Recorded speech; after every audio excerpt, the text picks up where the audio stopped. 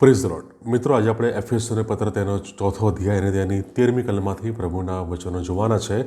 વચન આ પ્રમાણે છે: ત્યાં સુધી કે આપણે સહુ ઈશ્વરના દીકરા પરના વિશ્વાસથી તથા તેના જ્ઞાનથી જે ઐક્ય થાય છે તે પ્રાપ્ત કરીએ અને એમ પ્રૌઢ પુરુષત્વમાં એટલે ખ્રિસ્તની સંપૂર્ણતાની હદે પહોંચીએ. આમીન.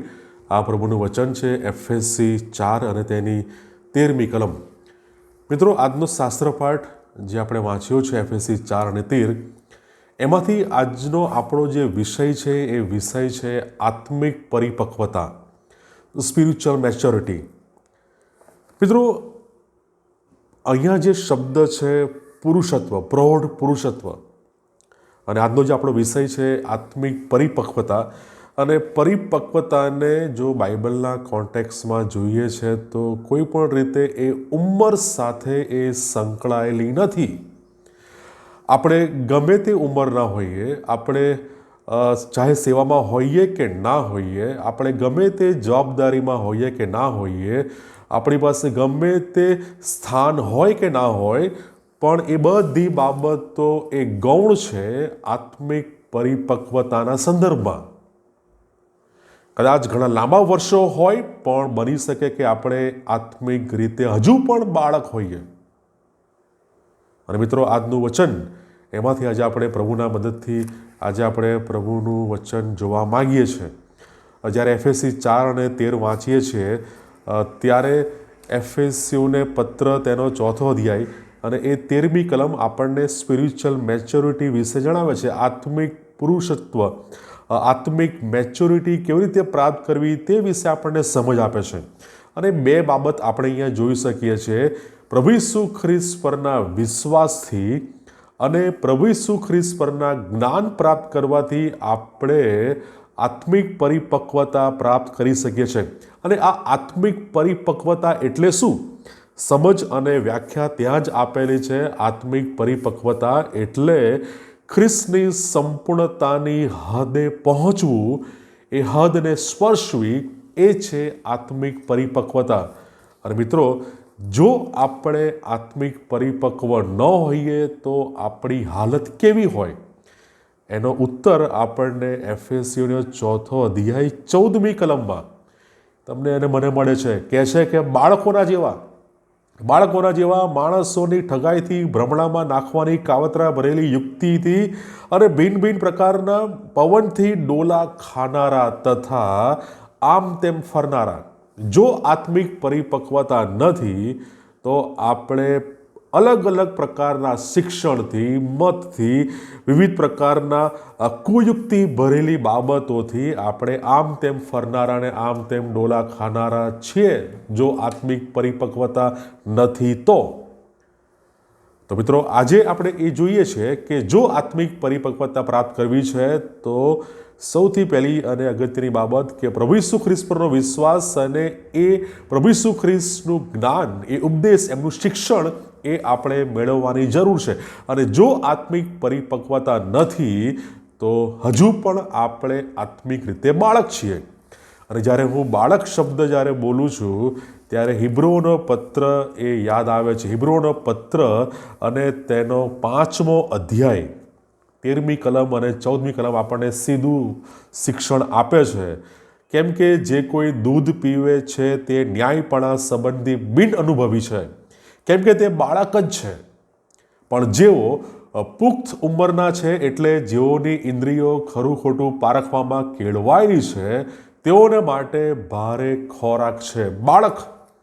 જો આત્મિક મેચ્યોર નથી, આત્મિક પરિપક્વ નથી, તો હિબ્રુ તેના 5મા અધ્યાયની 13-14 પ્રમાણે આપણે ન્યાયપણા સંબંધી બિન અનુભવી છે, ઇનએક્સપિરિયન્સ, અનસ્કિલ્ડ છે. અને આપણી જે ઇન્દ્રિયો છે એ ખરું ખોટું પારખવામાં કેળવાયેલી નથી. સાચું અને ખોટું, સાચું શિક્ષણ, જૂઠું શિક્ષણ પારખવા માટે આપણે અશક્ત છીએ, બિન અનુભવી છે અને આપણે પારખી શકતા નથી.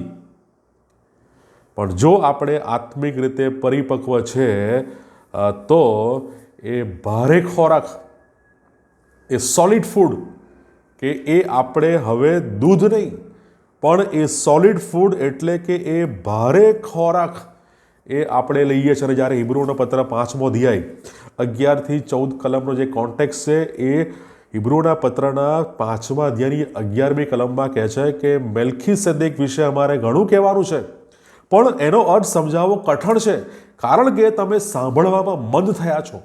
હિબ્રુના પત્રનો લેખક એ કહે છે એ લોકોને કે અમારે તમને મલ્કીસેદેક વિશે ઘણું બધું સમજાવવું છે, કહેવું છે, પણ એ બધું વ્યર્થ છે. કારણ કે તમે સાંભળવામાં સમજવામાં તમે મંદ થયા છો. એ સમજાવવું તમને કઠણ છે કારણ કે તમે સાંભળવામાં સમજવામાં તમે મંદ થયા છો. તમે સાંભળવાનું હવે ભૂલી ગયા છો. તમે એ શિક્ષણને અનુસરવાનું તમે ભૂલી ગયા છો.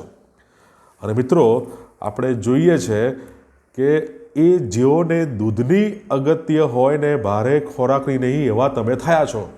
કારણ કે તમે સાંભળતા નથી, સમજતા નથી અને તમે ઈશ્વરના શિક્ષણને અનુસરતા નથી.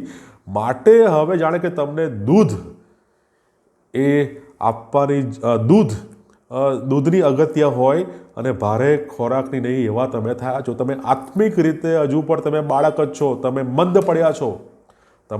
તમારે તો પુખ્ત બનવું જોઈએ, તમારે તો અનુભવી બનવું જોઈએ. અને મિત્રો, હિબ્રુઓના પત્ર જ્યારે આપણે જ્યારે એનો અભ્યાસ કરીએ છીએ ત્યારે હિબ્રુનો પત્ર એ આત્મિક મેચ્યોરિટી વિશે બહુ સ્પષ્ટ શિક્ષણ આપે છે. કેવી રીતે આપણે આત્મિક પરિપક્વતા પ્રાપ્ત કરી શકીએ. સૌથી પહેલી બાબત, હિબ્રુઓનો પત્ર 2 અધ્યાય 1 કલમ કહે છે કે જે વાતો આપણા સાંભળવામાં આવી તે ઉપર આપણે વધારે કાળજીપૂર્વક લક્ષ્ય રાખીને આપણે આત્મિક પરિપક્વ બની શકીએ છીએ.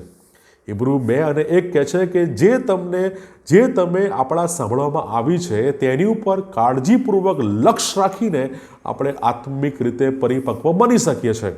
અને એ હિબ્રુ 2 એને પહેલી કલમ આગળનો ભાગ કહે છે કે જો લક્ષ્ય નહીં રાખો, જો તમે લક્ષ્ય નહીં રાખો તો તમે તેનાથી દૂર ખેંચાઈ જશો, દૂર ફેંકાઈ જશો. અને હિબ્રુનો પત્ર તેનો 4થો અધ્યાય અને 12મી કલમ આત્મિક પરિપક્વતા પ્રાપ્ત કરવાનું જે બીજું જે સ્ટેપ છે અને એ તો છે ઈશ્વરના વચનો. ઈશ્વરના વચનો એ સાંભળીને, એ સમજીને અને એ પ્રમાણે અનુસરીને આપણે આત્મિક પરિપક્વતા પ્રાપ્ત કરી શકીએ છીએ અને એનાથી જ સાચા ખોટા શિક્ષણનો ભેદ પારખી શકીએ છીએ. અને મિત્રો, વચન તો એ પણ કહે છે કે યાકોબ 1 અને 22 પ્રમાણે વચન પાડનારા થાઓ, પોતાને છેતરીને માત્ર સાંભળનારા નહીં. જો હજુ પણ આપણે ફક્ત સાંભળનારા છે અને પાડનારા નથી તો આપણે આત્મિક પરિપક્વ નથી, હજુ પણ આપણે બાળક છીએ.